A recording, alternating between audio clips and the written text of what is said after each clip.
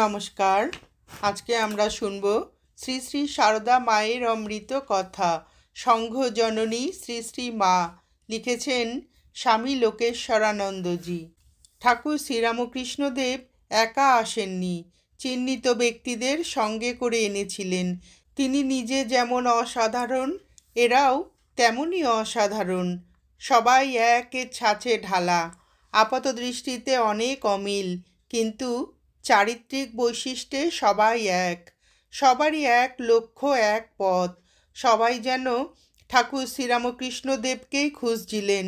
শেষে অপ্রত্যাশিত যোগাযোগের ফলে তার সান্নিধ্যে এসে উপস্থিত হলেন সামান্য সময়ের ব্যবধানে।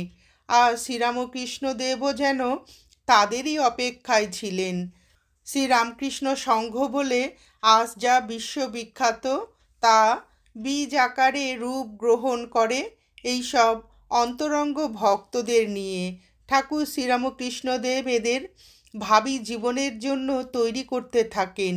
ঈশ্বর লাভই জীবনের একমাত্র উদ্দেশ্য, কথা তাদের স্মরণ করিয়ে দেন।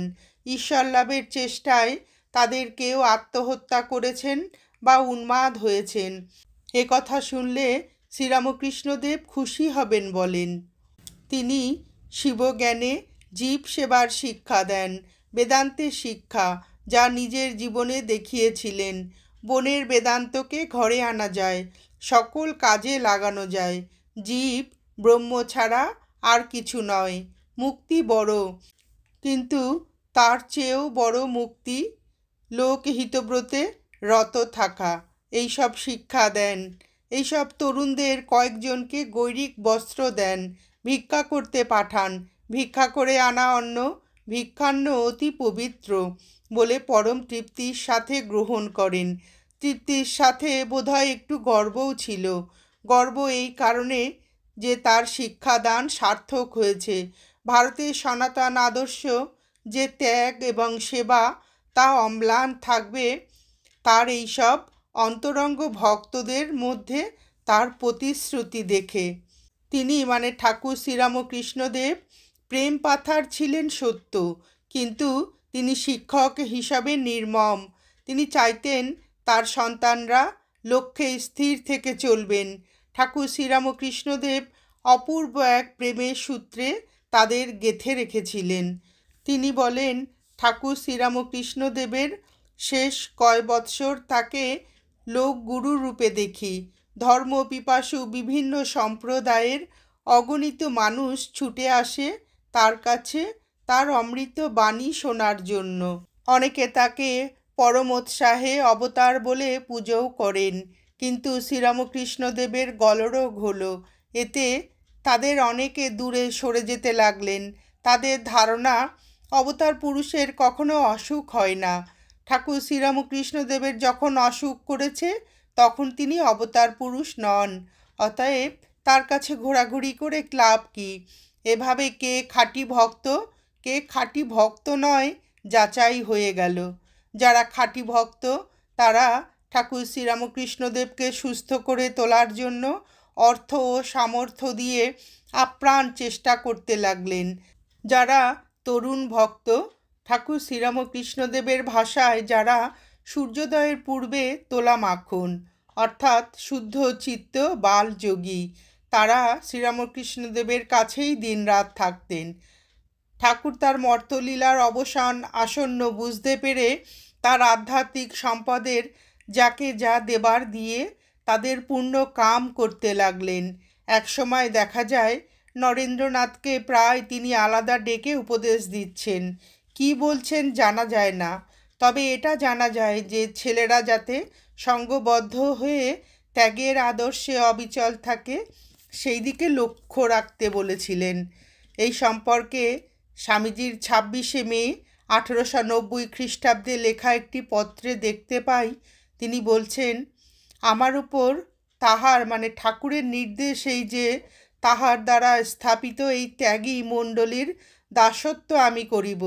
ইহাতে যাহা হইবার হইবে, এবং স্বর্গ বা নরক বা মুক্তি যাহাই আসুক লইতে রাজি আছি। তাহার আদেশ এই যে তাহার ত্যাগী সেবক মণ্ডলী যেন একত্রিত থাকে এবং সেই জন্য আমি ভারপ্রাপ্ত। ঠাকুর শ্রীরামকৃষ্ণদেব যা চেয়েছিলেন তাই পরে হলো। এইসব ছেলেরাই সন্ন্যাস নিয়ে রামকৃষ্ণ সংঘ গড়লেন। বস্তুত শ্রীরামকৃষ্ণদেবের অসুখটা যেন একটা উপলক্ষ। এই সুবাদেই অন্তরঙ্গ ভক্তেরা একত্র হলেন, পরস্পরকে চিনলেন, তাদের মধ্যে সমপ্রাণতা জন্মালো। সংঘের শক্তি সমপ্রাণতাময়। ঠাকুর শ্রীরামকৃষ্ণদেবের প্রতি প্রেমই তাদের সমপ্রাণতা এনে দিয়েছিল। তারা বুঝেছিলেন সর্বকালে শ্রেষ্ঠ পুরুষ ঠাকুর শ্রীরামকৃষ্ণদেব, সমস্ত আধ্যাত্মিক সম্পদের খনি তিনি। তার প্রতি প্রেম মানে মানুষের সর্বোচ্চ আদর্শের প্রতি প্রেম। এই প্রেমই তাদের মিলনভূমি। ঠাকুর শ্রীরামকৃষ্ণের সান্নিধ্যে এই সর্বোত্তম আদর্শের প্রতি তাদের প্রেম দিন দিন বর্ধিত হয়েছিল। তারা জীবনের উদ্দেশ্য বুঝেছিলেন এবং তার জন্য প্রাণপাত করতেও তারা প্রস্তুত ছিলেন। তাদের লক্ষ্যও এক, পথও এক এবং দৃঢ়তাও এক। সংঘের বীজ একতার মধ্যে। ঠাকুর শ্রীরামকৃষ্ণই এই একতার মূলে। তিনি এই সংঘের দেহ ও আত্মা, সত্য, এই সংঘের প্রাণ কেন্দ্র। কোনো সাম্প্রদায়িকতা থাকবে না এই সংঘে। 1886 খ্রিস্টাব্দের আগস্ট মাসে কাশীপুর উদ্যানবাটিতে শ্রীরামকৃষ্ণদেব মহাসমাধিতে লীন হলেন। তার অনেক সেবা ভক্তরা করেছিলেন, কিন্তু সঙ্গে সঙ্গে ভক্তেরা আর একজনের সেবাও লক্ষ্য করেছিলেন, শ্রীমা সারদা দেবীর। সেই সেবা শুধু সেবা নয়, আত্মনিবেদন। সেবার মাধ্যমে আত্মবিলুপ্তি। ভক্তেরা মায়ের সেবা দেখেছেন, কিন্তু তাদের অনেকেই সেবার পিছনের মানুষটিকে দেখেননি। সেই অদৃশ্য মানুষটির উপস্থিতি অনুভব করেছেন। অনেক কর্মকাণ্ডের উৎস তিনি তা অনুমান করেছেন। আবার অনেক সময় আড়াল থেকে তার কাছ থেকে উৎসাহও পেয়েছেন। লাটু মহারাজ বলেন, শ্রী শ্রী মায়ের মতন এমন বুদ্ধিমান মেয়া লোক হামনে দেখলুম না। লাটু মহারাজ এইভাবেই কথা বলতেন। ঠাকুরের সেবা করতে করতে আমাদের মধ্যে কেউ হতাশ হয়ে পড়লে তিনি মানে শ্রী শ্রী মা তা বুঝতে পারতেন। যোগিন ভাইকে দিয়ে বলে পাঠাতেন, ওকে হতাশ হতে মানা করো, তার শরীর তো আজকাল একটু ভালো রয়েছে, এখন তো ঘায়ের মুখ বাইরের দিকে হয়েছে। এমনি করে শ্রী শ্রী মা আমাদের সব সাহস দিতেন, অথচ তিনি নিজে অজ্ঞাত, অজ্ঞেয়, অবলুপ্ত। নিশ্চয়ই এই ব্যক্তিকে তারা মনে মনে শ্রদ্ধা করেছেন, সম্ভ্রম করেছেন। ঠাকুর শ্রীরামকৃষ্ণদেবের নিজ মুখে উক্তি, ও মানে শ্রীমা সারদা দেবী, ও আমার শক্তি, শক্তি ও শক্তিমান অভেদ। শ্রীরামকৃষ্ণদেব ও সারদা দেবী অভিন্ন, দুই দেহ এক আত্মা। শ্রীমা সারদা দেবী ঠাকুর শ্রীরামকৃষ্ণ দেবীরই আর এক রূপ। ষোড়শী পুজোর সময় ঠাকুর তার নিজেরই পুজো করেছিলেন। শ্রীরামকৃষ্ণদেবের ত্যাগী সন্তানেরাও তারই অঙ্গ প্রত্যঙ্গ, তারই খণ্ড রূপ, কিন্তু শ্রীমা সারদা দেবী তার অখণ্ড রূপ। শ্রীরামকৃষ্ণের সমস্ত বিভূতি শ্রীমা সারদা দেবীর মধ্যে, কিন্তু মাতৃত্বের কোমলতায় আবৃত। মাতৃমূর্তি অদৃশ্য হলেও মাতৃস্নেহ অপ্রকাশিত নয়।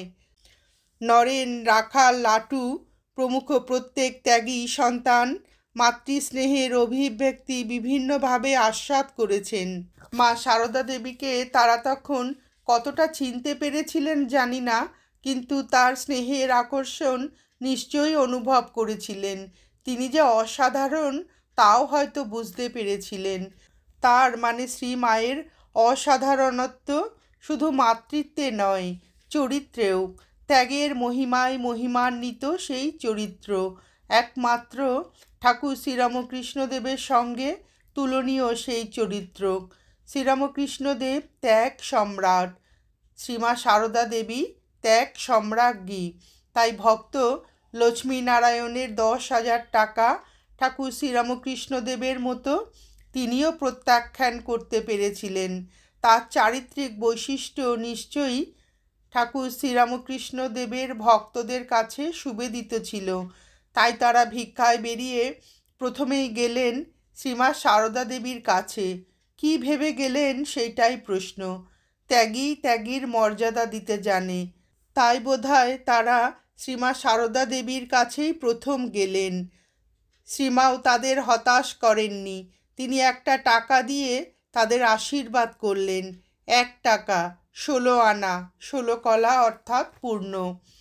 তাদের ত্যাগ সাধনা সার্থক হোক, তারা পূর্ণ কাম হন, এই আশীর্বাদ। ত্যাগ সিদ্ধ জননীর ত্যাগব্রতে উদ্যোগী সন্তানদের উদ্দেশ্যে শ্রেষ্ঠ আশীর্বাদ, অর্থাৎ অমৃতত্ব লাভের জন্য তাদের এই যে যাত্রা, তা 16 আনা সার্থক হোক। অন্তরালে থেকে ভবিষ্যৎ সংঘ জননী সংঘের সূচনাতে সংঘকে এই আশীর্বাদ জানালেন।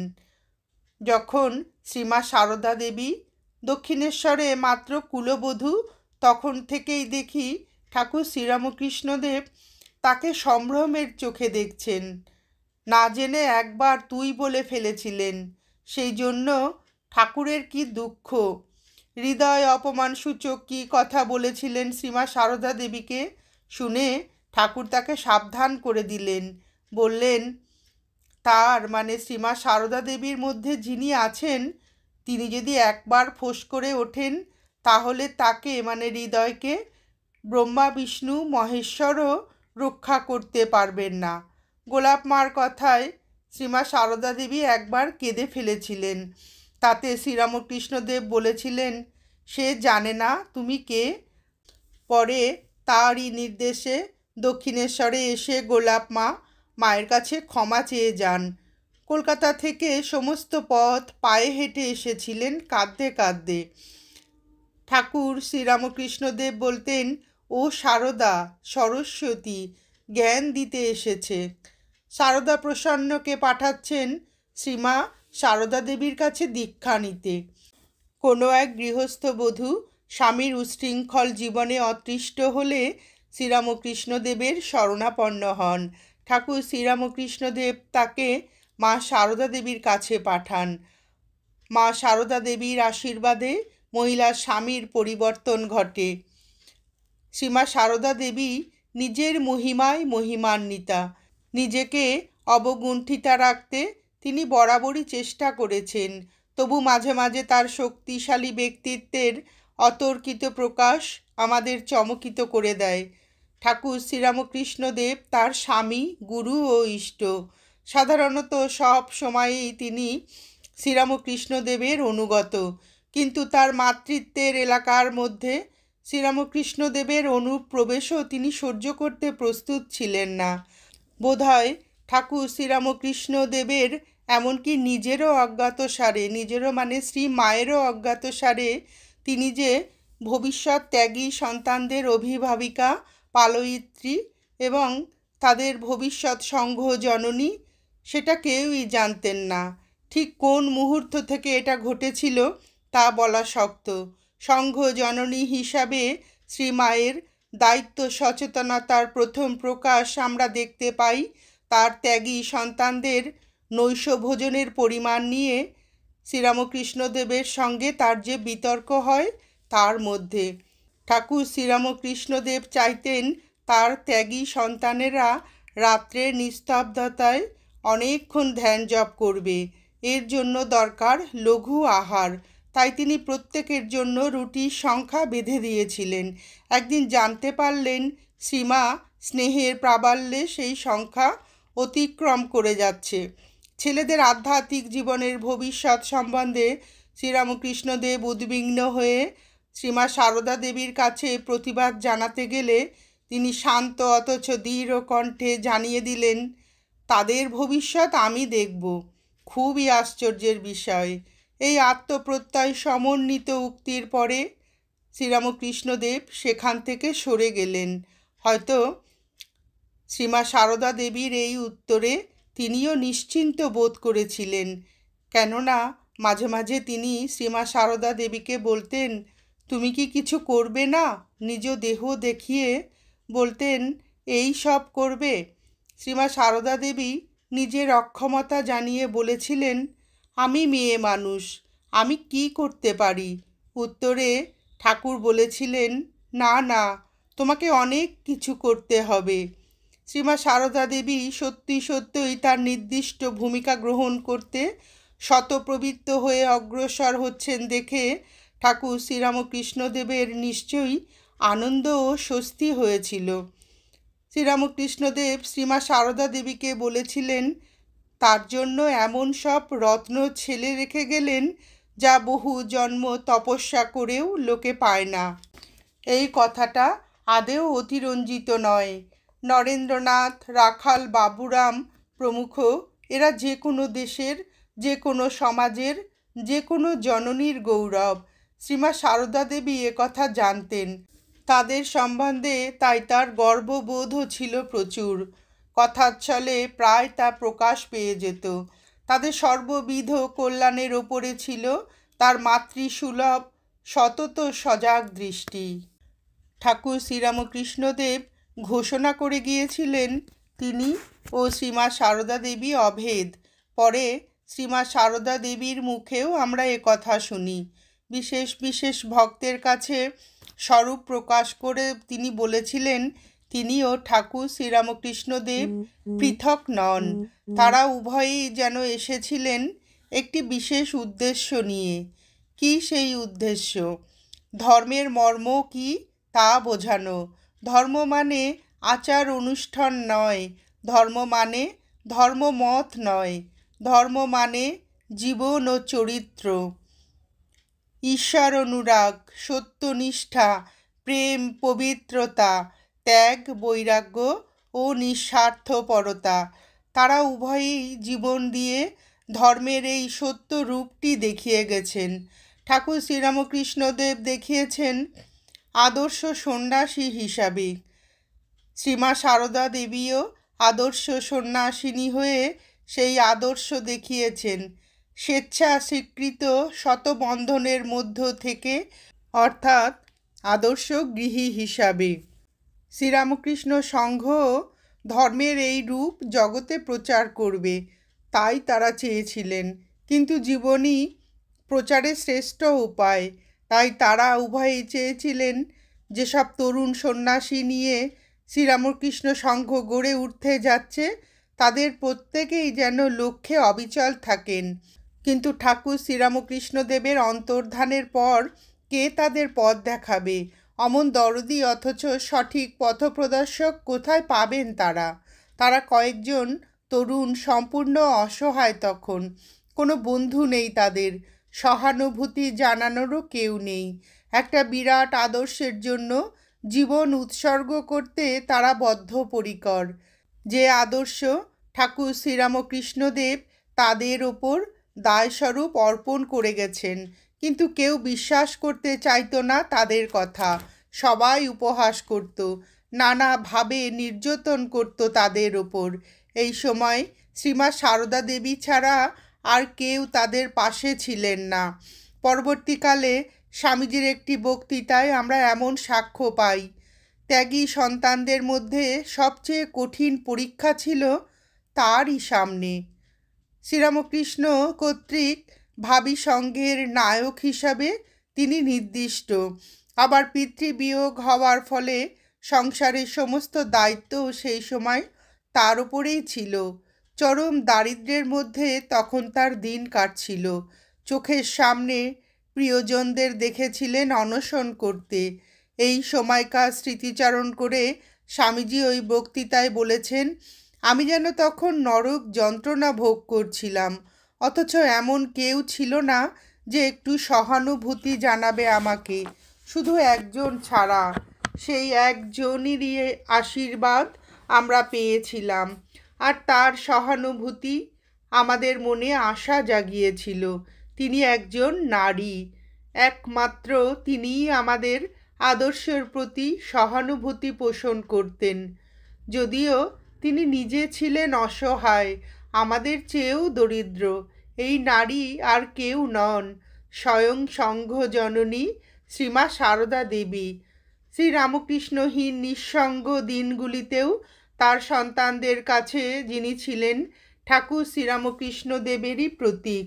ঠাকুর শ্রীরামকৃষ্ণদেবের অন্তর্ধানের সঙ্গে সঙ্গে শ্রীমা সারদা দেবীও চলে যেতে চেয়েছিলেন, কিন্তু শ্রীরামকৃষ্ণদেব বাদ সারলেন, কারণ তার যে অনেক কাজ বাকি আছে। সম্ভবত তার প্রধান কাজ হলো ভাবী সংঘকে রক্ষা ও পরিচালনা করার, সংঘ জননীর ভূমিকা পালন করার। ভাইঝি রাধুর প্রতি মায়া স্বীকার করিয়ে শ্রীমা সারদা দেবীকে ঠাকুর তাই অনুরোধ করেছিলেন পৃথিবীতে আরও কিছুকাল থাকতে। দেখা দিয়ে বলেছিলেন, একে আশ্রয় করে থাকো, মানে রাধুকে আশ্রয় করে থাকার কথা বলেছিলেন। আর বলেছিলেন, তোমার কাছে কত সব ছেলেরা এখন আসবে, তাই জীবনের শেষ দিন পর্যন্ত তাকে দেখি সংঘ জননী রূপে, লোকগুরু রূপে। কিন্তু কি তার শিক্ষা পদ্ধতি ছিল! জীবন দিয়ে জীবন গড়ে ওঠে। শ্রীমা সারদা দেবী শাস্ত্র ব্যাখ্যা করেননি, কিন্তু তিনি জীবন্ত শাস্ত্র। তার দৈনন্দিন জীবন শাস্ত্রের শ্রেষ্ঠ প্রমাণ। তার সান্নিধ্য লাভ মানে ঈশ্বরের সান্নিধ্য লাভ। যতদিন শ্রীরামকৃষ্ণদেব স্থূল দেহে ছিলেন, ততদিন তার ব্যক্তিত্বের আড়ালে সারদা দেবী নিজেকে লুকিয়ে রেখেছিলেন। তার তিরোধানের পর তিনি যেন নিজেকে আরও আড়ালে গুটিয়ে রাখতে চাইলেন। প্রথমে কিছুদিন থাকলেন বৃন্দাবনে, পরে কামারপুকুরে ও জয়রামবাটিতে। তখন তিনি নিরাশ্রয়, নিঃস্ব ও অসহায়। সুদূর পল্লীতে অনশনে অর্ধাসনে জীবন কাটে তার।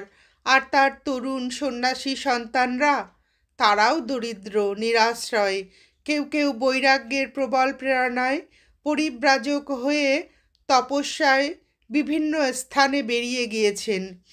শ্রীরামকৃষ্ণ ও শ্রীমা সারদা দেবীকে কেন্দ্র করে যে সংঘ গড়ে উঠতে যাচ্ছিল, তা যেন তখন অঙ্কুরেই বিনষ্ট প্রায়। এই সংকট সবচেয়ে পীড়া দেয় সংঘ জননীকে। সংঘের এইসব ত্যাগী সন্তানদের রক্ষা করার দায়িত্ব যেন তার। পথে পথে ঘুরে বেড়ালে কৃচ্ছ সাধন হয়, কিন্তু ধর্ম হয় এমন কোনো কথা নেই। তিনি চেয়েছিলেন তার ছেলেরা একত্রে থাকবে। যে প্রেম প্রীতি তাদের মধ্যে অঙ্কুরিত হয়েছিল কাশীপুরে, তা দিন দিন বাড়তে থাকবে, তা তাদের একত্র ধরে রাখবে। আর শ্রী শ্রী ঠাকুরের ভাব অনুসারে তারা তাদের জীবন গড়ে তুলবে, অর্থাৎ ঈশ্বরের আরাধনায় তারা ডুবে থাকবে এবং লোক কল্যাণমূলক কাজ করবে। তিরোধানের পর শ্রীরামকৃষ্ণদেবও স্বপ্নে তার প্রিয় শিষ্য সুরেন্দ্রনাথ মিত্রকে বলেছেন, আমার ছেলেরা সব পথে পথে ঘুরে বেড়াচ্ছে, আগে তাদের একটা ব্যবস্থা করো। সুরেন্দ্র গিয়ে নরেন্দ্রনাথকে তার স্বপ্নের কথা বললেন, আর বললেন, ভাই, তোমরা একটা বাড়ি দেখো যেখানে তোমরা ত্যাগীরা একত্রে থাকতে পারবে, আর আমরা গৃহীরা মাঝে মাঝে যেয়ে তোমাদের সঙ্গ লাভ করে তৃপ্ত হয়ে আসতে পারবো। এই জন্য শ্রী শ্রী ঠাকুর থাকতে তার সেবার জন্য আমি মাসে মাসে যে টাকা দিয়ে এসেছি তাই দেব। এরপরেই বরানগরের মঠ হলো দেখতে পাই। কিছুদিন পরে সেই মঠ স্থানান্তরিত হলো আলমবাজারে। কিন্তু এই মঠ স্থায়ী মঠ নয়। স্থায়ী মঠের জন্য চাই নিজস্ব জায়গা। কোথায় অর্থ যে নিজস্ব জায়গায় স্থায়ী মঠ হবে? 1890 খ্রিস্টাব্দে শ্রী শ্রী মা গেলেন বুদ্ধগয়ায়। দেখলেন সেখানকার মঠ এবং সেই মঠের সাধুদের সঙ্গবদ্ধ জীবন এবং সচ্ছলতা দেখে সংঘ জননীর নিজের ছেলেদের কথা মনে পড়ল। কি কষ্ট তাদের! আশ্রয় নেই, দুটি অন্যের কোনো স্থায়ী সংস্থান নেই, কে কোথায় রয়েছে ঠিক নেই। ব্যথায় বুক ভরে উঠল শ্রী মায়ের। তিনি শ্রী শ্রী ঠাকুরের কাছে প্রার্থনা জানালেন তার ছেলেদের জন্যও যেন অনুরূপ ব্যবস্থা হয়। পরবর্তীকালে তিনি বলেছেন, আহা, এর জন্য ঠাকুরের কাছে কত কেঁদেছি, কত প্রার্থনা করেছি, তবে তো আজ তার কৃপায় মটটট যা কিছু। ঠাকুরের শরীর যাবার পর ছেলেরা সংসার ত্যাগ করে কয়েকদিন একটা আশ্রয় করে সব একসঙ্গে জুটল। তারপর একে একে স্বাধীনভাবে বেরিয়ে পড়ে এখানে ওখানে ঘুরতে থাকে। আমার তখন মনে খুব দুঃখ হলো। ঠাকুরের কাছে এই বলে প্রার্থনা করতে লাগলুম, ঠাকুর তুমি এলে, এই কয়জনকে নিয়ে লীলা করে আনন্দ করে চলে গেলে, আর অমনি সব শেষ হয়ে গেল। তাহলে আর এত কষ্ট করে আসার কি দরকার ছিল? কাশী বৃন্দাবনে দেখেছি অনেক সাধু ভিক্ষা করে খায় আর গাছতলায় ঘুরে ঘুরে বেড়ায়। সেরকম সাধুর তো অভাব নেই। তোমার নাম করে সব ছেড়ে বেরিয়ে আমার ছেলেরা যে দুটি অন্যের জন্য ঘুরে ঘুরে বেড়াবে, তা আমি দেখতে পারবো না। আমার প্রার্থনা, তোমার নামে যারা বেরোবে তাদের যেন মোটা ভাত কাপড়ের অভাব না হয়। ওরা সব তোমাকে আর তোমার সব ভাব উপদেশ নিয়ে একত্রে থাকবে, আর এই সংসার তাপদগ্ধ লোকেরা তাদের কাছে এসে তোমার কথা শুনে শান্তি পাবে। এই জন্যই তো আমার আশা। ওদের ঘুরে ঘুরে বেড়ানো দেখে আমার প্রাণ আকুল হয়ে ওঠে। তারপর থেকে নরেন ধীরে ধীরে এইসব করলে। পরবর্তীকালে স্বামী শারদাসানন্দকে যোগেনমা বলেছিলেন, যা কিছু দেখছো এই মঠ আশ্রমাদি সবই ওরই, মানে মায়ের কৃপায়। যেখানে যা দেখেছেন, শিলটি নোড়াটি দেব বিগ্রহ কেঁদে কেঁদে বলেছেন, ঠাকুর আমার ছেলেদের মাথা রাখবার একটু জায়গা করো, দুটি খাবার সংস্থান করো। মায়ের সেই ইচ্ছা পূর্ণ হয়েছে। এর আগে উল্লেখ করেছি, মঠ যখন বরানগরে এবং পরে আলমবাজারে, তখনও ঠাকুর শ্রীরামকৃষ্ণদেবের ত্যাগী সন্তানেরা মাঝে মাঝে ইতস্তত ঘুরে বেড়াতেন। সাধারণ সাধুরা যেমন বেড়ায় এক তীর্থ থেকে আর এক তীর্থে, তীব্র বৈরাগ্য তখন তাদের অন্তরে। মন্ত্রের সাধন অথবা শরীর পাতন, এই সংকল্প।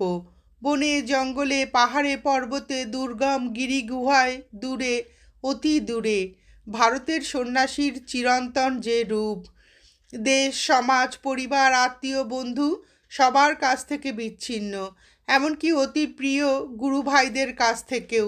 অনেকে একেবারে নিরুদ্দেশ, মাসের পর মাস, বছরের পর বছর, মৃত কি জীবিত তাও জানা নেই। নরেন্দ্রনাথের প্রবল আকর্ষণ এই জীবনের প্রতি।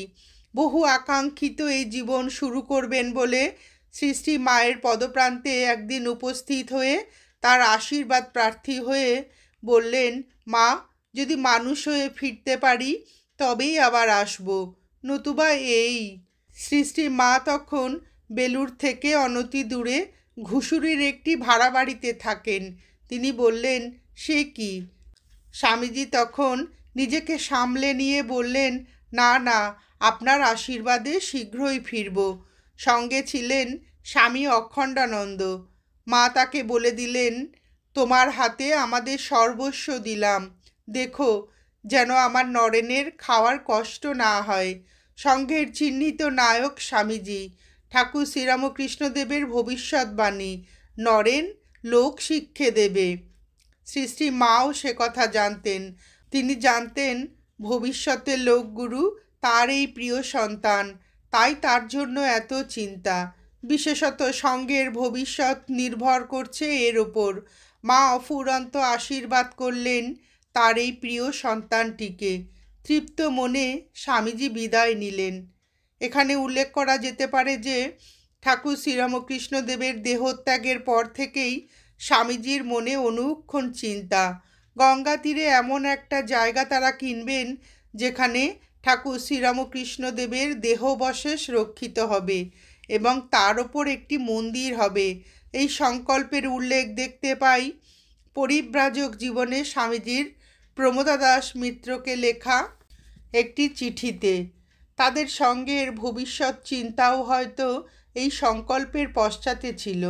ভাবী সংঘ নায়ক হিসাবে এই চিন্তা তার স্বাভাবিক, কিন্তু এই চিন্তা বাস্তব রূপ নিতে সময় লেগেছিল অনেক, সুযোগও এসেছিল অন্যভাবে। সেই প্রসঙ্গে যাবার পূর্বে স্বামীজির বিদেশ যাত্রার কাহিনী একটু পর্যালোচনা করা দরকার। তিনি যখন পরিব্রাজক সন্ন্যাসী হিসাবে দক্ষিণ ভারতে ঘুরছিলেন, তখন আমেরিকার শিকাগো শহরে এক ধর্ম মহাসম্মেলনের প্রস্তুতি চলছিল।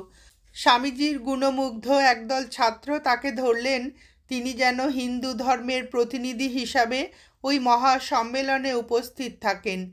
প্রয়োজনীয় অর্থও জোগাড় হয়ে গেল, কিন্তু স্বামীজি তখনও দ্বিধাগ্রস্ত। কী করবেন স্থির করতে পারছিলেন না। শেষে ভাবলেন, আচ্ছা, শ্রী শ্রী মা তো ঠাকুরেরই অংশ স্বরূপিণী, তাকে একখানি পত্র লিখলে হয় না? তিনি যেরূপ বলবেন সেরূপই করব। মাকে জিজ্ঞাসা না করে স্বামীজি এই পল্লীবাসিনীর অশিক্ষিতা নারীকে জিজ্ঞাসা করলেন। তিনি হয়তো আমেরিকা কোথায় বা আমেরিকা বলে যে একটা দেশ আছে তাও জানতেন কিনা সংগ্রহ। প্রামাণ্য সূত্রে জানা যায়, স্বামীজির চিঠি পাওয়ার পর মাতৃস্নেহ ও সিদ্ধান্ত গ্রহণের মধ্যে মায়ের দ্বন্দ্ব উপস্থিত হয়েছিল। মা হয়ে কি করে ছেলেকে অজানা দেশে যেতে বলবেন? শেষ রাতে তিনি স্বপ্ন দেখলেন ঠাকুর সমুদ্রের ওপর দিয়ে হেঁটে যাচ্ছেন আর নরেন্দ্রকে বলছেন তাকে অনুসরণ করতে। তখন মা অনুমতি দিলেন। অনুমতি পেয়ে স্বামীজি উচ্ছ্বসিত হয়ে বললেন, আহ, এতক্ষণে সব ঠিক হলো, মারও ইচ্ছা আমি যাই। এতক্ষণে স্বামী বিবেকানন্দ নিশ্চিন্ত হলেন। স্বামী বিবেকানন্দের বিদেশ যাত্রার মুহূর্তটি অনেক দিক থেকে তাৎপর্যপূর্ণ। স্বামীজি বিদেশ যাত্রা করেন 31শে মে 1893 সালে। তার বিদেশ যাত্রার কিছু পরে এই বছরই নীলাম্বরবাবুর বাগান বাড়িতে শ্রী শ্রী মায়ের একটা অদ্ভুত দর্শন হয়। ঘাটের সিঁড়িতে বসে শ্রীমা একদিন গঙ্গা দেখছিলেন। এমন সময় হঠাৎ দেখলেন শ্রীরামকৃষ্ণদেব পিছন থেকে এসে গঙ্গায় মিশে গেলেন এবং কিছুক্ষণ পরে স্বামী বিবেকানন্দ এসে জয় রামকৃষ্ণ বলতে বলতে দুই হাতে সেই জল চারিদিকে ছিটিয়ে দিতে লাগলেন।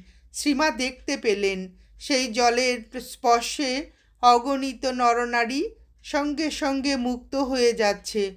এই অলৌকিক দর্শন থেকে মা বুঝলেন যুগাবতারীর লীলার তাৎপর্য কী। আরও বুঝলেন স্বামীজির বিদেশ যাত্রা সেই লীলার প্রথম পদক্ষেপ। নমস্কার, আজ এ পর্যন্তই।